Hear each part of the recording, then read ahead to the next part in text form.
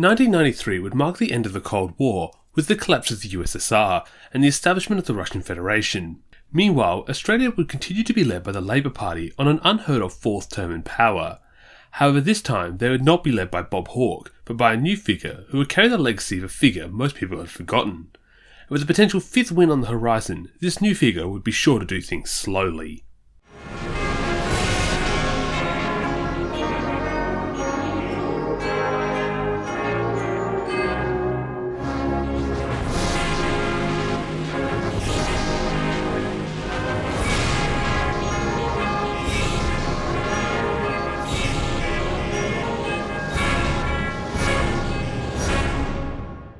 Despite winning an unbelievable fourth term in office, Prime Minister Bob Hawke was not looking very strong. A recession, combined with the public growing weary, had taken the lustre off a man who at one point was the most popular Prime Minister in the nation's history.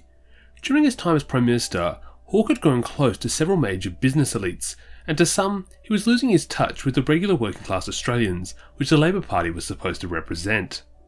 In 1998, Hawke would be approached by his treasurer and close ally, Paul Keating, who pressured Hawke to step down and give him the leadership position following the 1990 election.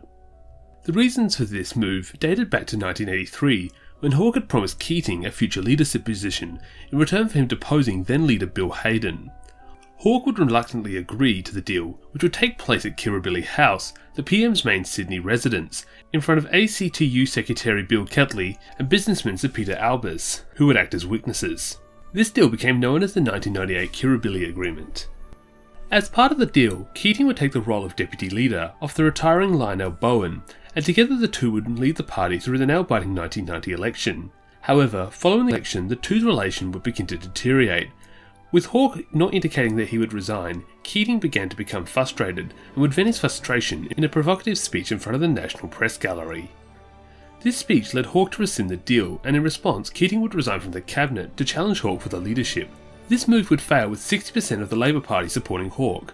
As a result, Keating would remain on the backbench of Parliament, where he considered leaving Canberra for good. Despite holding on to power, Hawke had been wounded by the challenge, and his personal approval rating would drop along with his party's. With the Labour Party in trouble, the coalition's new leader would bring forward an ambitious agenda. With Andrew Peacock's resignation, the leadership of the Liberal Party would go over to John Robert Hewson, a relatively new face in Canberra. Born in 1946, Hewson had previously been an economic advisor to the Fraser government and had only entered Parliament in the 1987 election, winning the safe Liberal seat of Wentworth. Hewson would be joined by Tim Fischer, who, after Charles Blunt's surprise loss, would fend off a challenge by former leader Ian Sinclair to lead the Nationals. Together, the two would bring forward an ambitious economic agenda known as Fightback. This 650-page economic policy planned to drastically reform the Australian economy to bring it more in line with the economy models of the UK and US. In late 1991, Hewson would present this policy in Parliament, which would catch Hawke off guard, who didn't know how to respond to it.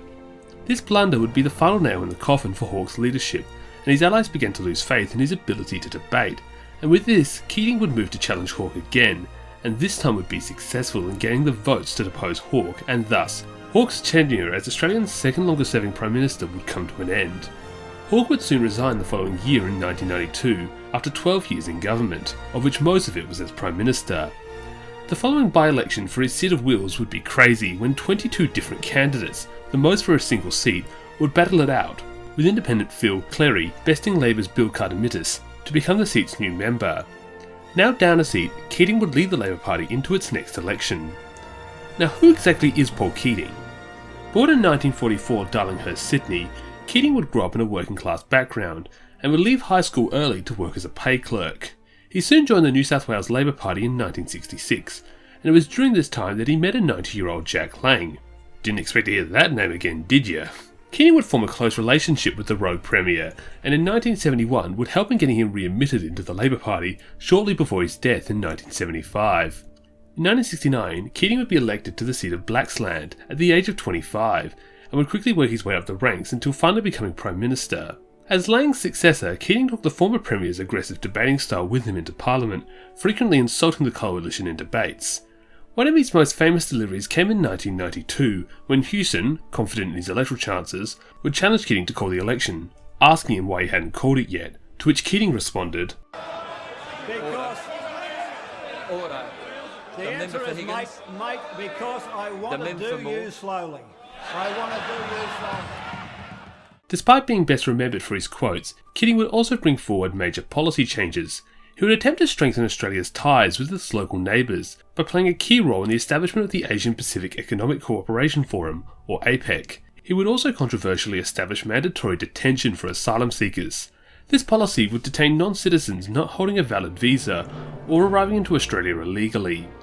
However, arguably his greatest policy agenda was the mandatory superannuation scheme. This policy forced all working Australians to put aside a small portion of their wages into a private industry superannuation fund to accumulate wealth that could then be accessed upon their retirement. This was done to take pressure off the nation's pension system, which was soon to be overloaded with a large number of baby boomers approaching retirement age within the next 20 years. However, despite Keating's new policy agenda, Labor was seriously trailing behind Hewson and the coalition in the polls. Behind closed doors, many figures told Keating that his job should be to save as many Labor seats as he could from their inevitable defeat. In response, Keating would run his campaign on aggressively attacking Hewson's Fightback scheme, specifically the Goods and Service Tax. The Goods and Service Tax, or GST, was a proposed 15% tax that would be placed on all non-essential goods, in returns for a massive reduction in income tax rates. Keating would call this tax a deadweight on an economy still recovering from its worst recession in recent memory. These attacks by Keating were somewhat hypocritical, as he himself had flouted the idea of a GST during his time as Treasurer. Regardless, the election was called for the 13th of March 1993, and Keating had made it a referendum on the GST, and it would be up to Hewson to sell it to the public.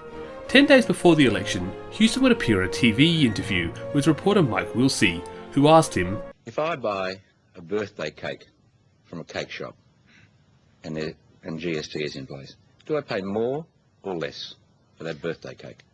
Well, it will depend whether cakes today in that shop are subject to sales tax or they're not, firstly, and they may have a sales tax on them. Let's assume that they don't have a sales tax on them, and then that birthday cake is going to be sales tax free. Then, of course, you wouldn't pay, it would be exempt. There would be no GST on it under our system. If it was one with a sales tax today, it would attract the GST, and then the difference would be the difference between the two taxes, whatever the sales tax rate is on birthday cakes, how it's decorated, because there'll be sales tax perhaps on some of the decorations as well, and then of course the price will reflect that accordingly. Hewson's rambling non-answer would soon be picked up by satirists and cartoonists who would make fun of the opposition leader and his policy. However, Hewson just shrugged it off and would go into the election confident, with polls overwhelmingly showing a coalition victory. And the winner was... in one of the most surprise upsets in Australian history, Keating had won. Not only that, Keating had even picked up 2 seats, along with a 1.54% swing in the two-party preferred vote to win a total of 80 seats. This was the first time an incumbent party had increased their two-party preferred result since 1966. Keating summed up his win in the first line of his victory speech when he said, "Well, this is the sweetest victory of all." Keating had pulled off an unbelievable 5th election win for the Labor Party by weaponising the public's opinion against the coalition's economic reforms, with a lot of blame being focused on Hewson's blunder in the birthday cake interview. Hewson had lost 4 seats thanks to a seat reduction, and had only won 48.56% of the two-party preferred. To some, Hewson had been too ambitious in his policy agenda, and had scared the public away from the coalition. Hewson would remain as leader despite losing the unlosable election, but his position would be very shaky. Along with the surprise upset, this election would also be known for a few other things. This would be current Father of the House Kevin Andrews' first election, after winning the 1991 Menzies by-election. This would also be the first election to be covered by Anthony Green, the ABC's famous political commentator, who has appeared in all subsequent elections to give his expertise to the public, and he is definitely an idol of this channel.